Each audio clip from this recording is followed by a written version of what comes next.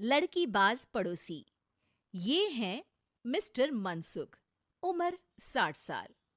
वैसे तो इनकी उम्र है राम नाम जपने की, पर मनसुख दिन रात अलग अलग लड़कियों का नाम जपते रहते हैं। अरे लड़की, सुन तो, तेरा नंबर क्या है?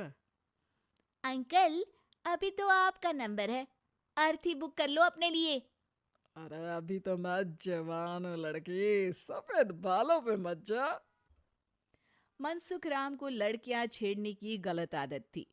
पत्नी बहुत पहले गुजर गई थी, जिसके बाद मनसुख खुले बैल की तरह हो गए। जहां दिखी नारी वहां लाइन मारी। मनसुख राम के पड़ोसी सोनी जी के यहाँ नई बहू आई। नाम था कल्याणी। अरे वाह बेटा कल्याणी, तेरे आते ही घर में खुशी खुशी हो गई है बेटा। अरे माँ जी, जलेबी खाओ, बात मत करो, बोलने से खुशी को नजर ना लग जाए। जैसे मोहल्ले की हर लड़की पे मनसुख की नजर थी, वो कल्याणी को भी बुरी नजर से देखता है। एक दिन कल्याणी छत पे मिर्ची सुखाने जाती है। दूसरे छत पे खड़ा मनसुख गाना गाने लगता है। उफ उफ मिर्ची, हाय हाय मिर्ची, देखे तो तुझे लग जाए मिर्ची। कल्याणी को लगता है कि यूं ही गा रहे हैं, शौकिया तौर पर ये तो होता ही रहता है। एक दिन कल्याणी आंगन में पौधों को पानी दे रही होती है। फूल हूँ गुलाब का, चमेली का न समझना, आशिक हूँ मैं आपका, सहेली का न समझना।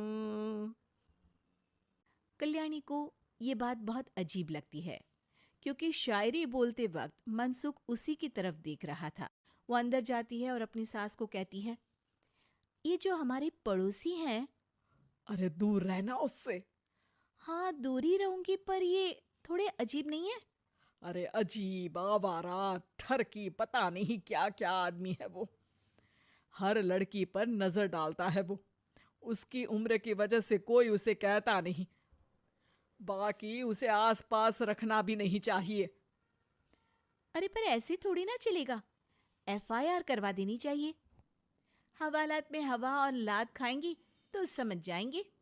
अरे यही तो दिक्कत है ना समाज की। जिसके साथ दिक्कत होती है उसको भी समाज गुनहगार समझता है। लड़की अगर बोल दे कि फलाने ने मुझे छेड़ा है, तो कुछ लोग तो ये कहने लगते हैं कि लड़की की भी रजामंदी होगी ही। ये तो है, पर कुछ तो करना ही पड़ेगा। नहीं बेटा, कुछ मत कर। जबरदस्ती हम किसी से लड़ेंगे नहीं। हमारा परिवार इज्जतदार परिवार है। कीचड़ में जाएंगे तो हम भी तो गंदे हो जाएंगे ना। लेकिन सासू माँ, कीचड़ में जाए बिना गंदगी कैसे साफ होगी? अरे बेटा, मैं तो यही कहूंगी कि तू नई बहू है। अपना रुतबा बना बाकी औरतों में। अपनी समझदारी से, अपने काम से इन चक्करों में मत पड़ बेटा।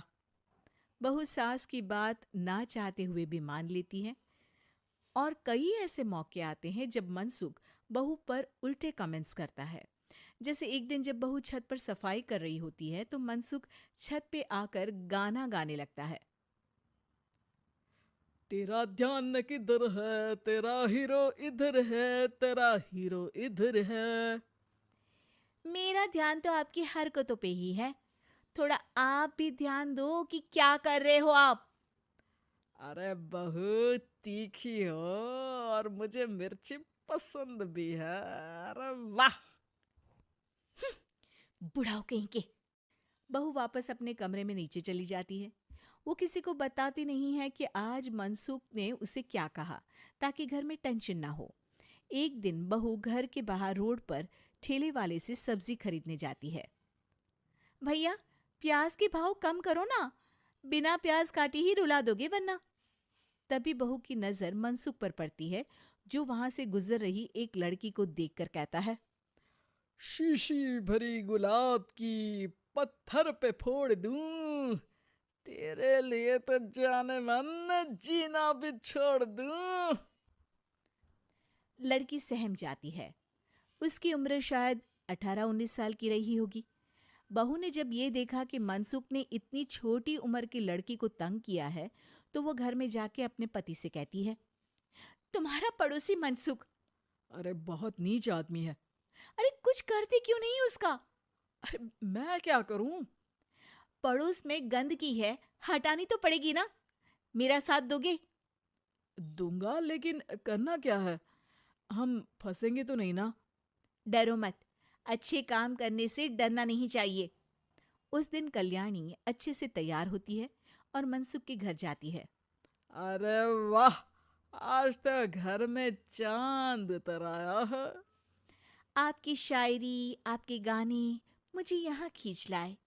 शाम को मेरे पति और सास घर पर नहीं रहेंगे। आप मेरे घर आ सकते हैं चाय पीने। अरे जरूर जरूर, मुझे पता था तुम समझदार हो, पर इतनी जल्द मुझे पसंद करने लगोगी ये नहीं सोचा था। चाय पे इंतजार रहेगा। मनसुख शाम को कल्याणी के घर चला जाता है। आप बेडरूम में बैठिए, वहां चाय पियेंगे। अरे वाह बेडरूम में चाय मनसुख हंसता हुआ बेडरूम में जाता है और वहां का नजारा देख के घबरा